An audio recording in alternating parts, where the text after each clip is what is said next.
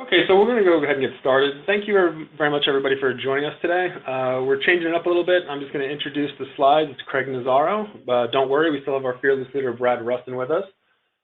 He'll be stepping into things in a few slides. We're just going to go through a quick overview. Again, if you have any questions, just like the other weeks, please use the question dialog box on the GoToWebinar screen. We'll answer them in real time as best we can. We'll make sure we get around to them by the time we get this material out to you.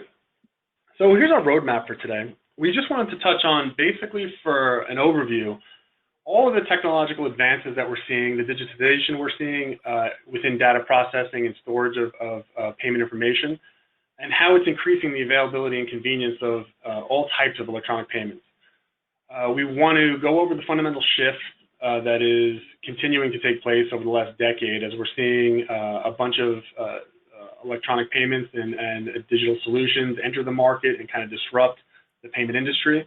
We want to go over mobile payments and digital wallets, what we're seeing in both of those spaces, what's driving the innovation there, and how banks are dealing with that. Crypto payments, we're going to touch on the Facebook Libra solution that's out there. It hasn't gained much traction yet, but we want to quickly go over that and see what's on the horizon for that space. Then talk about how the technology is interacting with the regulatory concerns that are out there, how it's the regulatory regimes that are in place, how they're governing the technological advances that we're seeing. And then finally, we want to close with like a basic refrain of not to be Blockbuster, but be Netflix in this situation.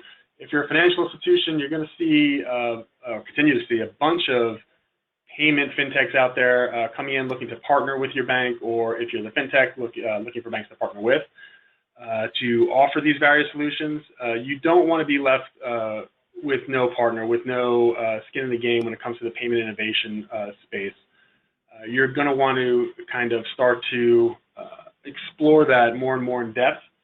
And this is just being sped up by COVID and the pandemic and the lockdowns. A lot of the innovation is starting to drive more and more business online, drive more and more business to the various mobile payment and digital wallet solutions that we're going to be talking about. Next slide, Brad. So what is our goal? The goal in payments, everyone's striving for real-time payment systems. They want to debit the sender's account and fund the recipient's account in real time. Get that as down to a minimal time as possible. Seconds is what everyone's looking for. They want to move away from the 1, 2 day, 3 day clearing options that are out there and move closer to real time.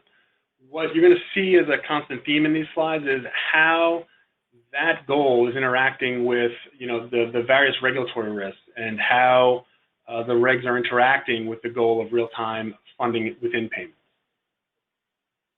Next slide. And that's a really good point, Craig. As we think about this, I mean, one of the challenges, obviously, is we look to real-time payments as being kind of the gold standard.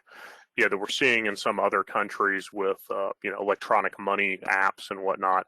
The real challenge here is almost all of the regulations associated with payments.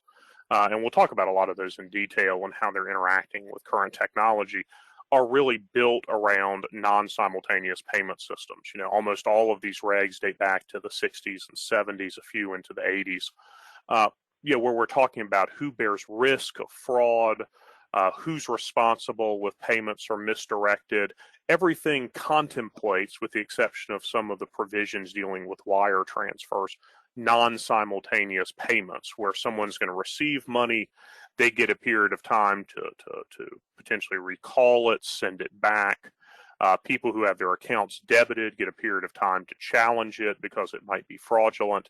And so you'll see, while we're focusing on this as really the gold standard as we move forward, there's going to be constant tension both with the regulatory regime that has never contemplated this occurring, as well as the fraud that can be associated with moving money instantaneously in a real-time environment.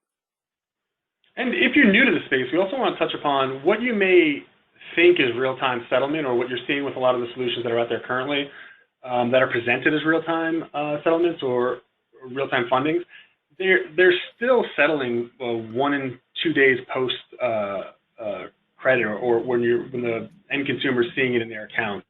They're keeping some of those protections and some of the risks off the bank sheet by not having to finalize it in real time. And it's an interesting time because you're starting to see, the solutions all want to be there, want to be real time, and they're being presented sometimes in real time, but the settlement dates are posting a day or two later. Next slide, Ben. We just want to cover the fundamental shift here. So over the last 10 years, so in this chart up here, we see trends in non-cash payments from 2000 to 2018. We see ACH debit transfers, ACH credit transfers remaining kind of constant over the last 8 years. But you see there the non-prepaid debit cards and the credit cards are exponentially growing, while checks are continuing their decline from 2000 to 2018. And you want to pay attention to this data to see where everything's going and where you should be focusing your resources within your institution. Next slide, Brad.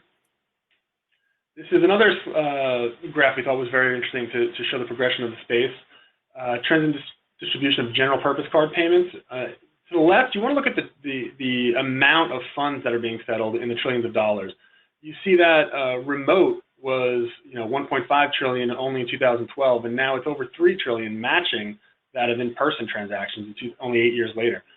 And on the right, you see the percentages of transactions that is actually occurring. So in person, as late as 2018, it's just about 50-50 now, whereas 6 years ago, remote payments only had 33-34% of the market. Yeah, and I think it's good to point out too that potentially, this goes exponential after COVID. When we're talking about actual physical point of sale, here general purpose card payments, GPRs, the likelihood that individuals are going to be doing non-face-to-face, non-physical presence transactions is probably, if anything, going to significantly accelerate as we move into the post-COVID economy. We've already seen huge upticks in terms of, folks who are, quote, winners in the COVID pandemic economic environment are those that have been effectively adapting to quarantining and, whether it's food services or shopping, everybody who is online and remote is winning big, and physical presence, brick and mortar, is probably taking the biggest shot right now as the nation responds to the pandemic. We expect to see a majority of that remain. It's not just because of the lockdowns and the quarantining, but it's more getting consumer base familiar with these types of services and these types of solutions. So you're moving past, the sub-30 age group that was an early adopter in the space, and now you're seeing a larger majority of the population get more comfort around these solutions, and quarantine is forcing that, but it will be here to stay once things open up again. And we're really seeing it kind of across the board. And the interesting thing is in terms of the distribution. And so if you look at that top, so I want you to kind of think about this in two ways. If you look at this graph on the left-hand side, the white space are those individuals that are fully banked, meaning they have financial ability to obtain accounts, and they have digital ability to process payments digitally. The number of people who either do not have a financial relationship or do not have access to digital forms of banking and financial services is now down into just the mid-teens, 17% that are left. The converse of that, obviously, is 83% of the United States right now, households, have access both to some sort of financial services as well as digital financial services. I mean, that's the adoption rate that we're seeing here. Still interesting observation the Kansas City Fed made here, which is in the unbanked population.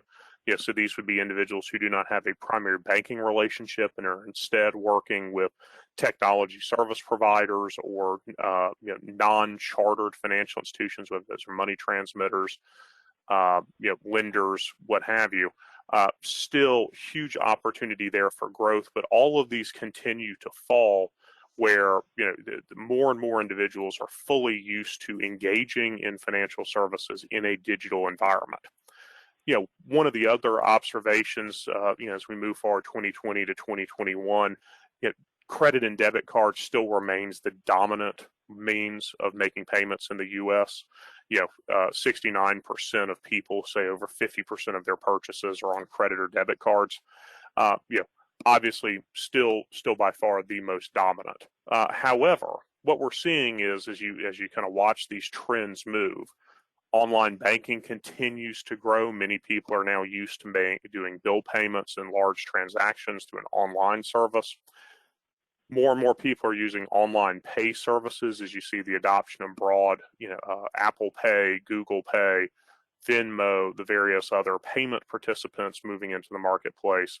More and more individuals are using mobile payments where they're simply carrying their phone.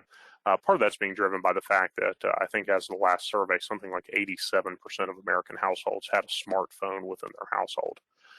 Still seeing some adoption in stored value cards, and I thought this was perhaps the most intriguing, is a significant adoption of digital and cryptocurrencies as a means of facilitating payments and spending. Still a lot of folks who are participating in that space, but you also see the significant numbers of people, the green and the yellow, who either don't ever plan to do a crypto transaction using a digital currency, or those who may just dabble in it in the next 12 months. But, as we continue to evolve, I think what you're going to see, and as we go through this presentation, one of the things we're going to work to drive home to you, is you will see the march further to the right of the scale as different individuals look at ways to replace your traditional card-based paradigm. And I'll be the first one to say, dating back to some of the original payments conferences we were attending, everybody said they were going to replace credit and debit cards, and that this was the death of Visa, MasterCard, Amex, and Discover. And now, lo and behold, 15 years later, no one has supplanted them. We'll talk about some of the challenges and why the regulatory environment really makes that the case. But just understand, we're certainly not saying you're going to see credit and debit cards move away, because it still is awfully convenient just to pull a plastic card out of your wallet and hand it over to a cashier or type in those numbers. It's going to take a lot to start moving further to the right on this scale, but we'll talk about a lot of those trends and why we're seeing a change. We also want to touch on the different solutions and different services that we see within the payment space, and then how the regulatory landscape is impacting the various solutions or products differently. So to start with mobile payments, it's the names you're familiar with, the Venmo, Zelle, Square, Apple Pay. But there's different versions of mobile payments if you're new to the space. You have mobile proximity payments with near-field technology, so you use your mobile device as an alternative to the actual physical card, like Brad was talking about. You also have mobile web payments, where you use a browser or an application where you then process it with a card not present transaction. So you're basically making the payment over your phone. Then you have mobile remote payments, where you use the customer's mobile device to initiate the transaction with the merchant who does not have the ability to process the physical payment card transaction. Then a large space, and that's growing in market share, is the mobile point of sale, which allows a mobile device to be used as a merchant point of sales terminal. This is basically just what you're seeing with Square as it deploys throughout the U.S. More and more every year. And then you have the peer-to-peer payments, where you're just making payments to your friends, your colleagues, however you want to start to transmit the money. But there's a large difference in the various regs and how they're attaching themselves to each one of these solutions. And as we go through these slides, you're going to start to see part of the challenges within the space is when you have a fintech or a solution-based company that's trying to disrupt this model or create like a new product or channel within the payment space, how they're having to deal with pretty much every single financial services regulator that's out there, and the different approaches that each regulator has. Next slide, Brad. Yeah, and part of the discussion here is if you just look at this one slide and you think about all the different players here, you've got Zelle that is built on a consortium of large financial institutions. You have Venmo that is a legacy payment processor. You've got Square that really kind of incorporates traditional merchant acquiring, and then you have Apple Pay that is a technology platform that's playing in the payment space. And we'll talk here in a moment because that's something that's really interesting to observe as we talk about how this is going to develop in the next 5 years, is you have this fracturing where you have different people with very different backgrounds coming into the payment space, all trying to drive the growth in non-traditional payment mechanisms, in new technology-driven payments. You know, candidly, you still see a huge lag for digital wallets and other payment techniques. I mean, credit card still is 80% of the transactions in the world. 79% of people have used cash. During according to the Spain research survey, in terms of they were looking back and saying, have you used these? 59% of folks still on debit cards. Interestingly, PayPal kind of showing itself as kind of the dominant non-bank mechanism. We'll talk about why that's not necessarily true anymore, as a way to enable digital commerce. And then you have the various fragmented digital wallets and mobile and electronic payment mechanisms that are built. Apple Pay still the largest, but Venmo closely catching up. And I think in 2020, it's projected Venmo will actually surpass Apple Pay in terms of user adoption. That being said, if you're looking at this as a regulator, or you're looking at this as a financial institution, or you're looking at this as a lender trying to understand where you're going to be receiving payments in the future and what you need to be planning to accommodate, just understand that there's already $1 trillion in payments in 2020, and they're continuing to expect 36.5 annual growth in mobile wallets and the use of mobile wallets. I mean, that is a huge change year over year in the number of people who are going to be using walleting systems to remit payments. Now it's gotten so smooth that, I was ordering something the other day online and it just popped up at the bottom of my phone. Would you like to use your Apple Pay for this? And you just double click, stare at the camera, it does its facial recognition magic, and off you go. Very seamless. It allowed, in this case, that particular merchant to have a seamless payment experience. I didn't have to go to a different app. I didn't have to go to my financial institution's website. It truly became more convenient than pulling a piece of plastic out and typing in numbers, because that's really what we're competing against when we talk about the payment space.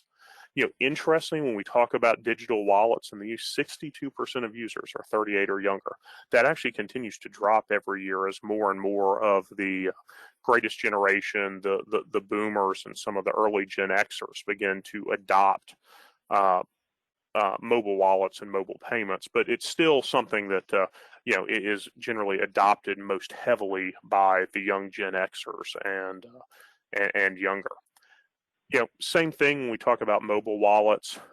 Already 24% of users or consumers say they use a mobile wallet on a daily basis. I mean, that is a huge number when you think about the amount of market share that's capturing. And these are all relatively recent creations in the last 5 to 10 years that have been developed. And then when we talk about the number of people who use it multiple times per week or daily, you're talking about well over 50% of the population. So it's pulling up a huge swath of the payments public when you're talking about mobile wallets and the use of mobile payments. So if you're a merchant, if you're a financial institution, and you're not thinking about ways to accommodate this, this is clearly where the payment infrastructure is moving, is this ease, this user experience. And if you're not planning ahead for that, you may be left behind in our Blockbuster Netflix analogy we're going to keep bringing up as we work our way through this today. One other thing, a good point I'd like to add there too is, as you're starting to see, the proliferation of those that are offering solutions here, the Apple Pays, the Venmos, the Zelles, Squares. From a bank regulatory perspective, you're really looking at one more layer between you and the merchant or the settlement. And part of the challenge for a bank's compliance or regulatory department here is how your oversight works in that environment. You're going to have to drill down through one more layer of service provider to see how the actual transaction is processing. It's one more entity to oversee in this space. And you're going to be ultimately on the hook. When the FDIC, the Fed, or the OCC, or the CFPB comes in asking questions, you're going to have a subject matter expert on your controls teams and your compliance teams, your regulatory teams, that is conversant enough in this space to adequately convey to the regulator that you know what's going on. You know how they fit in between you and the settlement. You know the service they're providing and the oversight and controls that they have implemented. It's going to be more and more of a requirement as you move closer to greater adoption within the space. Here we just want to go over the impact of COVID on contactless payments. It really is stunning how the pandemic has just accelerated growth in the contactless payment space. Whether you're using cards or mobile devices, however you're doing it. You can see it in Square's numbers, for example. If you see their year-over-year revenue, it's growing exponentially as you see more and more people move to mobile point of, like the contactless payments solutions, or the point of sales where they're not using their own terminals. They're basically handing over the Square swipe. And you're going to continue to see that. Again, as we said in the beginning, we believe that this is here to stay, that the exposure that they've gained within quarantine and within the lockdowns is not going to dissipate once we move back towards normalcy. This is going to be more of the standard in the industry than the solution that's being adopted. Yeah, and then I think one of the other things that if you're a financial institution, you're going to get more and more inquiries from your merchants about is moving to our mobile-based point of sale. I mean, truly, Square has revolutionized the space in terms of bringing the ability to have electronic transactions processed at any location where your mobile phone is present. Yeah, I think one of the most interesting trends that we're seeing right now, and we're getting a lot of inquiries from our financial institutions with which we work, is these merchants are coming in and saying, hey, I want to use tablet-based systems. It could be a restaurant where the restaurant wants to shift their wait staff to using tablets and then taking payments on an individualized basis. There's no central cash register anymore. Similarly, we've seen a lot of high-end retailers who are going to a more mobile point of sale system where there is no checkout counter or checkout line. Instead, whoever you're working with simply takes the payment from you right there. So it creates a more one-on-one, trying to get back to a more customized experience. Perhaps most importantly is when we talk about merchant acquiring and merchant payment processing, this is really changing how businesses and the size of businesses that are able to participate in electronic payment systems. Now, you could simply have your food truck. We recently finished a build involving home repair home repair individuals, whether that's a plumber or electrician or someone else who goes out, and they're going to have instant ability to go out and obtain payment. They hand simply the card reader over, you obtain payment there. There's now even systems where you can immediately apply for financing through those systems. So really neat innovations coming in that space, and really kind of completing the digitization of all forms of merchant services. Similarly, we've seen a huge uptick in biometrics. Amazingly, and this is what I thought was just kind of mind-boggling, this Visa study, is the number of people who regularly use biometrics and have become comfortable with it. There's always this thought within the financial services sector that people are going to be concerned about you reading their fingerprints when you come into the bank, or you having to use some sort of facial recognition in order to make a payment at a merchant's location. Already you see these numbers that huge numbers of people are already using things like fingerprint, voice recognition, facial recognition, even a significant number who are doing eye scanning. A lot of that is really based on the fact that that's how our mobile devices have shifted. Almost all mobile devices now have some version of a fingerprint or facial recognition software built into it. And we as consumers now view that as a very secure way of authorizing access to transactions or items, or payments in the case today. And so what we've seen is this huge uptick in the number of attempts to try to make biometrics a key component of those transactions. Because like we said, that fundamental paradigm of as we move to faster payments, the inability to recall a payment, we have to build the security features associated with it, because we're not going to have those traditional protections given to us by the time to settle it. And so, one of the things that unfortunately the regs have really not kept up with is how do you integrate biometrics and other forms of authentication in the 2020 technology environment. There's nothing in Reg E that talks about, fraudulent transactions when they were biometrically identified. 50 years ago, that probably wasn't even necessarily on the thoughts of the Federal Reserve at the time who was drafting those regulations. But now the question is, if you swiped your fingerprint at the device, do you now have some sort of different protections that need to be addressed when we talk about who's liable for unauthorized transactions? And so it's a huge conundrum that's facing not only the payments infrastructure, but certainly also the regulators. We also hear the growing role of voice payments. We want to touch upon this as well. The chart that you're looking at on the left there is, a survey done by Statista in 2020. But what's shocking here is that out of the respondents, if you look down to that, the third to last bar there, the 28%, the blue, 28% of respondents said they made a payment or sent money through their smart speaker. That seems like a lot to me, but it's when you're the bank, you're realizing, how are you controlling that? Like, what are your controls over, the payments that are being initiated through a smart speaker? What are the privacy concerns are off the charts there, and how and what are your responsibilities around your third-party oversight function there? And you're also seeing the consumers, the chart shows, the consumers are becoming more and more used to digital voice assistants and their willingness to transact with them. So you're starting to see the large global banks roll out digital assistants on their websites or on their phones, on their phone numbers. So you're going to want to see how the space develops. If you're a mid-sized regional bank or a smaller bank, you're going to start to see this as a standard within the customer service space or the customer experience. It's one more channel that you're going to have to start to contemplate as you're looking to see these payments shift more and more in digital spaces. Next slide, Brian. We also want to touch on the cryptocurrencies.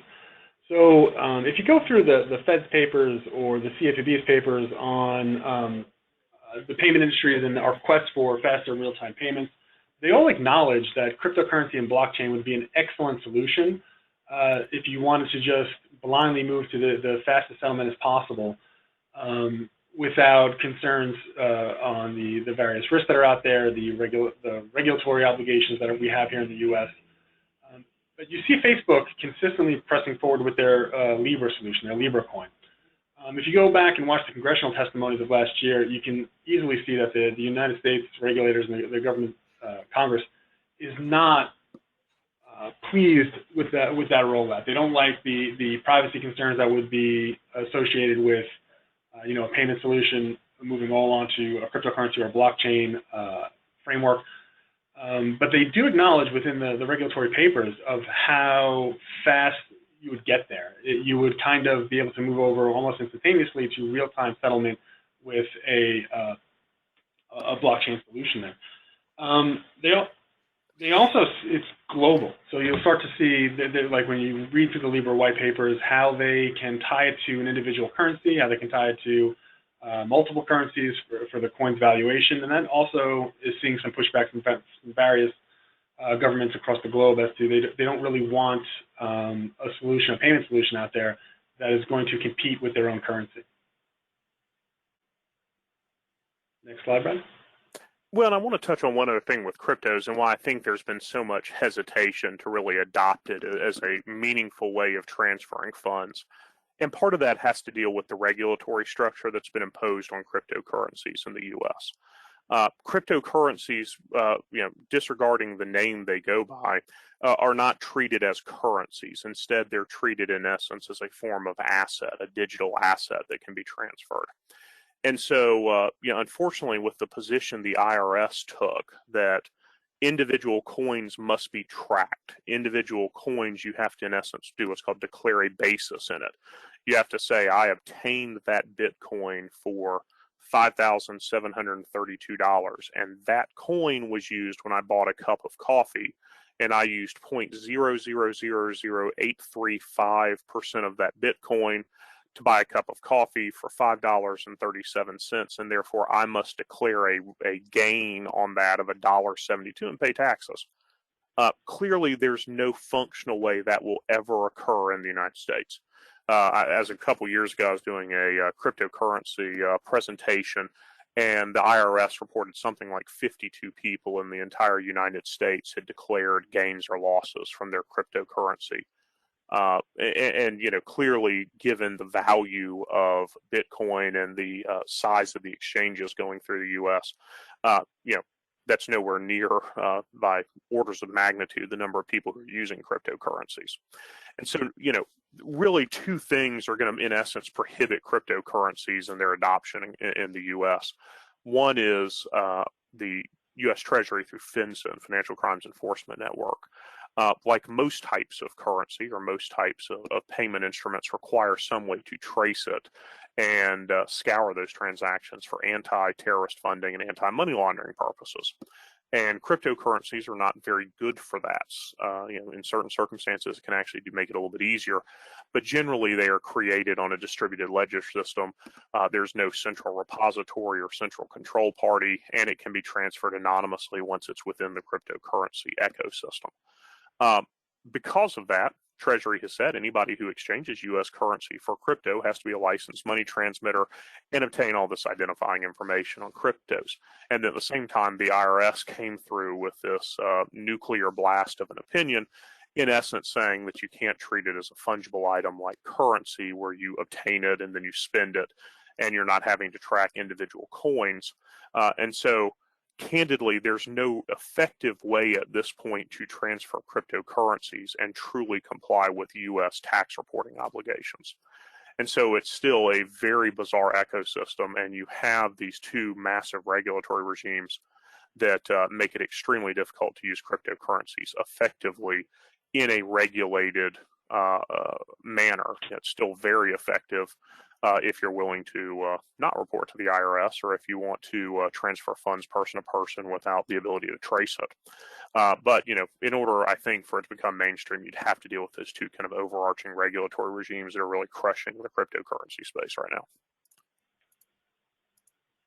You know, then let's talk a little bit about the regulation of payments. That's kind of the fun, exciting stuff. What's going on, what's changing, all the neat whiz-bang things that we're seeing within the environment. Yeah, now we've got to talk a little bit about the practical aspect of this. And so suppose you're, you know, Jill or Jim FinTech, and you're getting ready to start your small company, and you're going to go out and go into the marketplace because you figured out a new technology that will help people move money. Well, you know, you at least are going to have to deal with 50 different states' financial regulations, FinCEN, Financial Crimes Enforcement Network, OFAC, Foreign Asset Control that regulates international payments, FTC advertising and marketing rules, and potentially the CFPB if you're touching on anything kind of remotely related to electronic transfers. And so as a fintech, you're looking at that, and at one time someone had done some research and tried to determine what it cost PayPal when they went out and got all 49 state money transmitter licenses. And between the bonds that had to be put up with the states and the time and the legal resources and the personnel, it was just over $2 million and took them about 2 years to get all of their licenses in place. You know, then on top of that, if you think about it, you have 49 different states that are coming in and potentially examining you every year. Some will coordinate with each other, some won't. And they're all coming in, and you're having to deal with the different regulations, different structures in 49 different jurisdictions that regulate money transmission.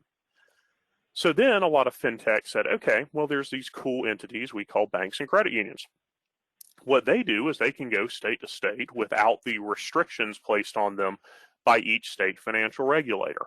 And so then they started partnering with these banks and credit unions to try to get past the 50 states, but effectively 49 because Montana doesn't have a money transmitter license, 49 different states' regulations. Well, so then you're subjecting yourself to oversight by any of the banking prudential regulators. And you know, generally they play in the same sandbox, but at the same time, they do have different requirements, different interpretations, different ways of viewing it. You know, traditionally, you know, people looked at, you know, the FDIC versus the OCC, and people would have opinions on who's better for this, who's better for another product. You know, both regulators continue to compete to have a very fintech-focused, open environment. FDIC we'll talk about with FDI Tech and some of their initiatives to incubate the fintech space. There are now fintech-focused teams in DC who we've worked with on occasion on very unique circumstances relating to fintech payments. OCC has the Office of Innovation. They continue to try to be a leader in the space. And so you're starting to see a lot more focus placed on it, but still you've got different regulators taking different positions associated with all of these individual transactions. And so you're a small fintech, you're trying to decide how you're going to go out, 49 different states potentially that you'd have to license in.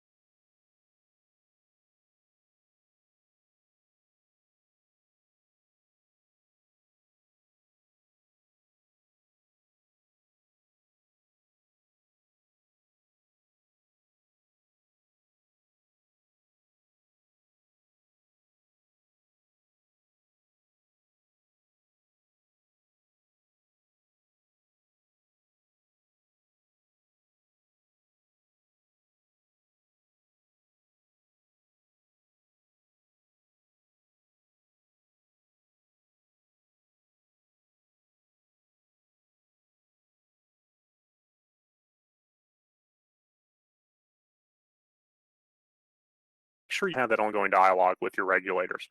Yeah, I've been really struck with the sophistication we found at the FDIC, OCC, Fed recently with their fintech groups. I mean, all of the major prudential regulators are developing groups that focus on fintech relationships and fintech partnerships.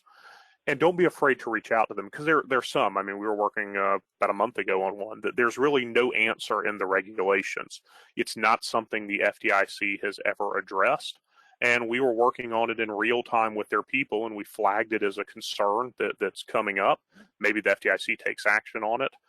But, you know, we showed that, in essence, that bank wanted to work with the FDIC, and we did it hand in hand with the FDIC, so that there's no surprises. And I think, you know, that type of relationship is really what makes a lot of these relationships work. That's a great point, Brad. Sometimes when you're working with clients in the space, you'll kind of get their position as they kind of feel unsure about what they're doing, or, you know, they don't want to ask the questions with the regulators because they feel that's kind of putting a foot forward, that you don't understand what you're doing in the space. But it's almost completely the opposite. The regulators want, you know, these payment solutions innovations to occur. They want to see quicker settlement times. They want to see us catch up with the rest of the world in the payment space. It's just the regulations don't contemplate it. So it's not like you're telegraphing your inexperience in the space. You should be thinking about it more of a narrative as you want to create the strongest compliance control as possible. So you want to partner with the regulator to see what the best practices are in the space, to see if you can possibly create a control around a possible problem that maybe the regulator hasn't thought of yet. And they are very, like Brett said, they are very open, and we've had great experiences working with the various regulators in the payment space. Next slide. Oh, this is it. So we talked about diligence from the bank side. You also want to talk about diligence required for payment providers. So I pulled this QualPay case that was earlier this year, actually 2 months ago. And according to the FTC's complaint against QualPay, the company for years processed payments for MOB, who the FTC alleged was basically charging outsized fees for worthless services and coaching products, and that QualPay actively ignored numerous signs that they were a fraudulent business. They just wanted the fees, they wanted the revenue, and they didn't delve into the actual client. So you should be, even from a payment processor perspective, you need to document the red flags and have a monitoring and testing program that would able to escalate these red flags and look at things like excessive chargebacks, look at the marketing materials, look at the reputational concerns that may be associated with the client, and kind of govern accordingly. You don't want to enter into a high-risk space or enter into a space where you don't understand the client that's utilizing your services, because the regulators, as evidenced by this consent order, can come back and hit you with the fine. Next slide, Ron.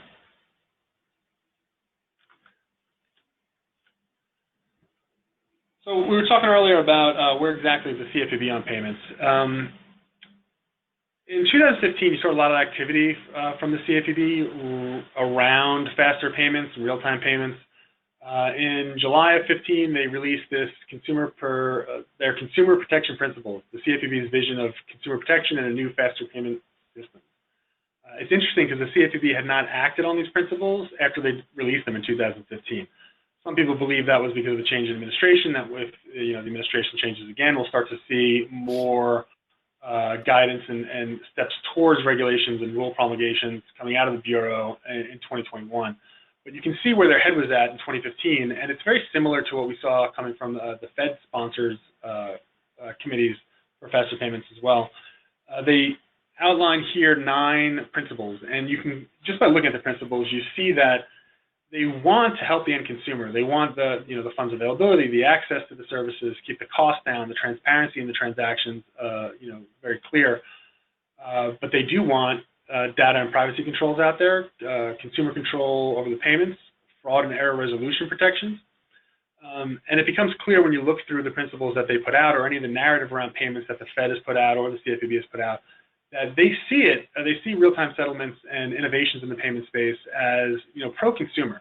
They really look at it as possible tools where the unbanked or the underbanked can leverage to become more financially empowered, but they do always want to balance that risk with the regulatory concerns, where they're acknowledging that the regulations aren't written or aren't contemplating the issues that you will see as the innovations continue to progress. Next slide, Brad. Okay, so here we basically want to cover, if you can't beat them, join them. We do want everyone to realize, especially if you're a lender on this call, that you're constantly seeing the regulators push towards access for these fintechs for the various payment solutions. The OCC is planning what the acting controller calls Payment Charter 1.0. They want this to go into effect as soon as this fall. Version 1.0 would be just the national version of the state money transmission license, which would offer non-bank payment providers a national platform with federal preemption rights, but it would not grant them access to the Federal Reserve's payment systems. After about 18 months, though, they're saying, after they tested the waters and see what the problems are, version 2.0 would anticipate, they are anticipating would include direct Fed access to the Fed. This would be a game changer in the payment space, and also a significant loss in revenue for the lenders who are partnering with the various payment providers to gain access to that Fed system. Also, the states are heavily pushing back, saying that they don't want to lose the oversight that an OCC, FinTech, or payment charter would provide. Next slide, Brad. You're also seeing another alternative path for fintechs with Square. They received an ILC charter, the first to do such, and the bank is expected to launch in 2021 as Square Financial Services. So you're starting to see here, the fintechs push through various channels in order to get the payment providers push through various channels to get access to the Fed system and not have to go through the bank.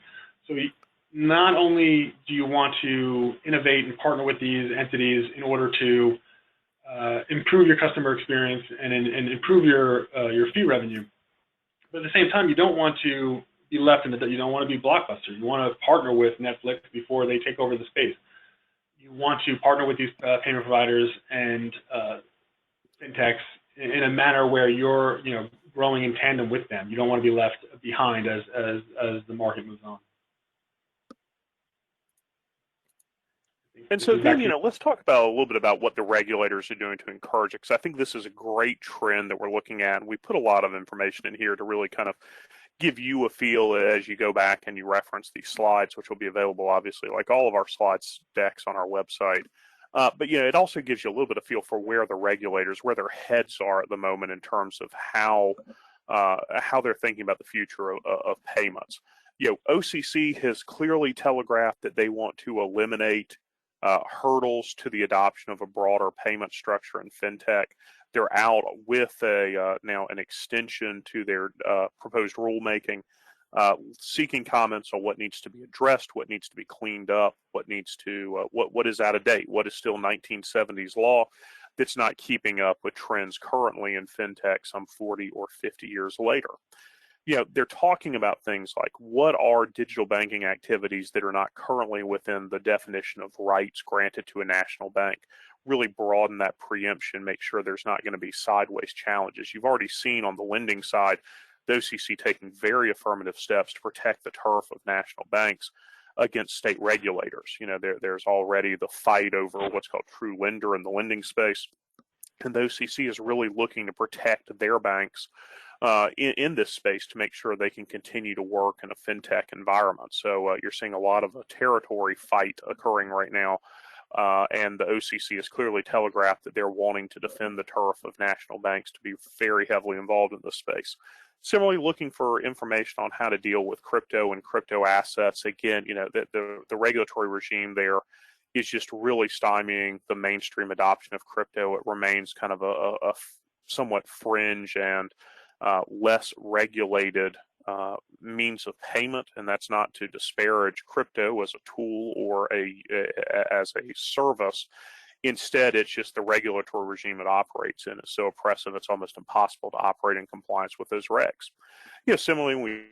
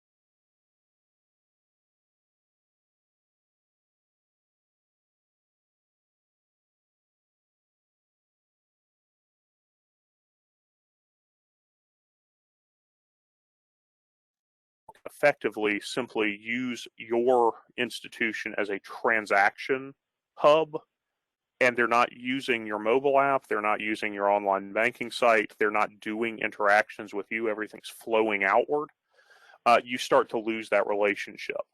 And so it's really a huge trend right now that people are looking to go to unitized ecosystems. If you're using something like Mint for financial management, you can obtain loans in Mint, you can get credit cards, you can make payments, you can get bill payment instructions, and it's all pulling in and out of that software. Similarly, everyone's trying to come up with a more all-encompassing ecosystem. Goldman partnering up with Apple Pay to try to really push Apple Pay over the edge in terms of wide-scale adoption. Soon, rumor is they're going to have lending platforms integrated into that where you can obtain funds fairly easily, as well as credit products associated with it. And that really goes to that last point, which is the personalization of banking. People want everything to be uniquely built for them, and they want it in one very slick user experience. And so the competition is significantly heating up here.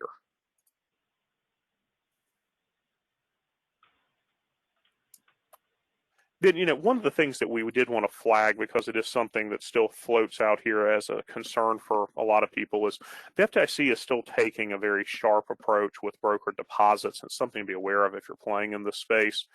FDIC has tried to relax that somewhat, because if you think about it, anytime you're dealing with fintech, they've got to hold the funds somewhere. And we have these things called banks that make very good places to hold money. Unfortunately, the baseline rule is those are brokered deposits, and therefore for capital ratios and certain other purposes, you have to classify those as a brokered deposit. FDIC is trying to be somewhat relax those standards so that, just something to be aware of. If the primary purpose of it, of the deposit, is for transactions or a payment system and you're not paying interest, you're not insuring it, you're not giving remuneration, then potentially now there is some relief that the FDIC would grant that would give that priority for being deemed through a private ruling by the FDIC, not a broker deposit. It's not going to, in essence, punish your bank for facilitating those types of transactions. Unfortunately, if you do have something that facilitates savings or is giving a yield on a product, or you're providing deposit insurance on those deposits, unfortunately, in those circumstances, those are still potentially brokered deposits, and you have obviously to count those as brokered deposits in your capital ratios. Yeah, it's one of those kind of million-dollar questions, which is if the money services business came and opened its transactional account with you, you potentially could count them as core deposits and not brokered deposits. But as soon as they're actually putting the name of your bank out in front of the customers and actually marketing your bank, which presumably is a stickier relationship, at that point it is now a brokered deposit and counts against you. So something that's likely to develop over time as we see and gather more data about the stickiness of those deposits for purposes of the FDIC asset counting. Last thing we'll kind of touch on as we talk about these prudential regulators is everybody continues to push the sandbox model. You've got the OCC Innovation Pilot Program. We've done some work in that with some of our clients. Great group of folks with the Office of Innovation that are really working to push some of these new products. CFPB Trial Disclosure Sandbox, no one has really played in this space yet. It is extremely intriguing. They will actually give you temporary waivers from the Truth in Lending Act, EFT, Reg E, and the Equal Credit Opportunity Act and Reg B, and potentially in side by side with a no action letter to try out trial disclosures. I'm not aware of anybody other than some kind of preliminary that's going on right now with the CFPB, but they're trying to get on the bandwagon as well, and so potentially there's some space there in which to play. I mean, the real challenge that we kind of talk about here is there's no unified national sandbox, and so even if you got the CFPB to give you some disclosure relief, you potentially are then slammed back into state regulatory regimes that don't have a sandbox concept. Or, with the OCC, you get some good, runway with Office of Innovation, and then the CFPB potentially hammers you on your regulatory disclosures. And because of the fragmentation of the regulatory structure in the U.S. as a just offshoot of our federal system, you potentially, it makes the sandbox a lot less valuable. It's not like some of the ones we're seeing in Europe where they have a unified financial conduct authority. And if you can get them happy, then you're good to go. Here, you potentially have 3 levels of regulators that you would have to have to deal with in order to launch a financial product in a sandbox setting. And finally, we wanted to close out with what's on the horizon for payments. So we did want to discuss FedNow. FedNow is a new instant payment service that the Federal Reserve is developing to enable financial institutions of every size and every community across the U.S. to provide instantaneous payments. You can see in our graph there, from sender to the sender's bank into the FedNow service, the receiver's financial institution would take about 6 seconds. So it would be an instantaneous settlement of a payment made. We do want to raise that, this is not projected to launch until 2023, 2024. It would have instant confirmations, but it would only be a push payment. You could send a request to pay, like I can request a payment from Brad, but Brad would have to initiate the push payment back to me after receiving the request. There are no pull payments under the system. It would be 24/7, 365, so weekend and holiday clearing would occur and still be instantaneous. They do mention that you'd have to rewrite a whole host of regulations to address fraud and liability under the instantaneous settlement and what that would look like. And I believe next slide, Brad. We did want to compare and contrast that to the clearinghouse's RTP network in kind of what's known as a race to ubiquity. So FedNow is looking to come out in the next 3 to 4 years, 2 to 3 years now, getting closer, while the clearinghouse launched in 2017.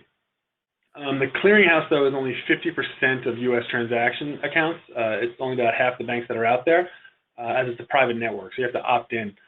It also is push only. There's no pull payments there, but the FedNow, like I said, will have that request to pay feature, which is not currently offered in the clearinghouse solution.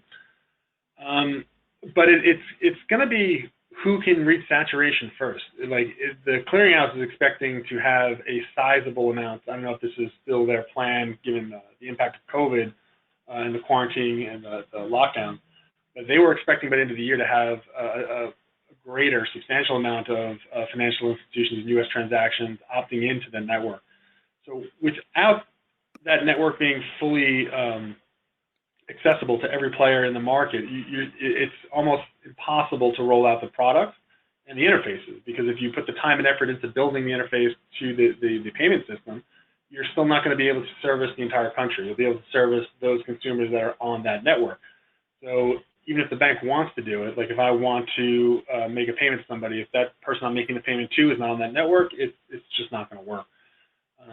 So that's what they're calling the race to ubiquity. They want to see who can get there first, where it's all-encompassing. Would be the FedNow solution that we're going to get in 23 or 24, or can Clearinghouse get there, by continually growing their base? And this is the last slide. So in late December 2019, Chase announced that it was using the Clearinghouse RTP system to allow PayPal users to instantly fund bank accounts at participating institutions. So this is the first real buy-in that you saw of that clearinghouse solution. So it was the first bank to build a significant infrastructure around it. But if you look at the graph to the right there, something that Brad put together this morning, if that large P2B swath right in the middle there is 751, over 60% of the transactions in this space are not peer-to-peer. They're point of sale. So if these solutions can't contemplate how to address a point of sale or bill payments or EM commerce, they're not going to be as widely adopted as we'd like to see. And that's part of the confusion in the space, is that you have a bunch of entities, fintechs and payment providers, all trying to fix various challenges or various problems with the industry, but no one's thinking globally to fix all the solutions.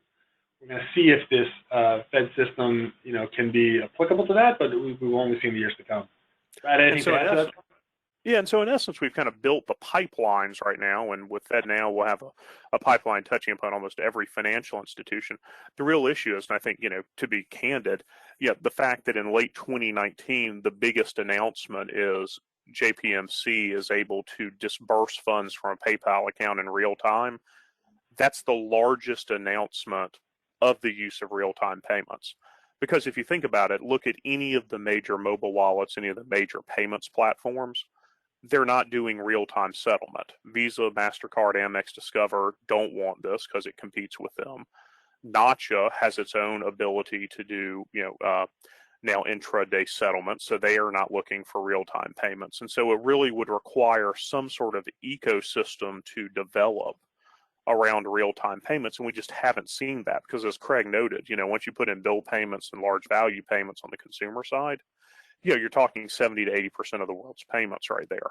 And so, even though Bank of America can instantaneously settle with JPMC through the clearinghouse, until someone develops a program that allows Brad to go into his app and immediately send, my half of the lunch bill over to Craig Nazzaro at that moment, these simply aren't going to take off. And I think that's really the issue you've got, is there's so much domain protection around whatever the existing infrastructure is, that even with wide-scale adoption of something like FedNow that touches 100% of the financial institutions in the U.S., that doesn't mean they're going to be platforms that support it.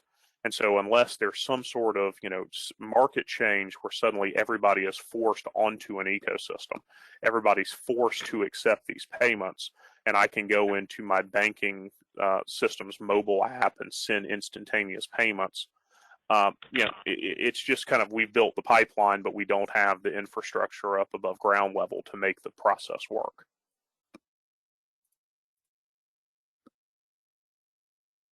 And so with that, I think we've come to the end. Thanks so much for going through this with us. Obviously, if you have questions or comments, we'd love to hear your feedback. I know we've had some regulators joining us on a number of these presentations. If this sparked any debate or you'd like to ask questions, feel free as well. We'll continue, obviously, with these In the Trenches sessions periodically, talking about different topics. Like all of them, I think there's 20 or more now. They are all archived on our YouTube feed, as well as the slides themselves are on our website, and they'll be sent to you after the presentation today.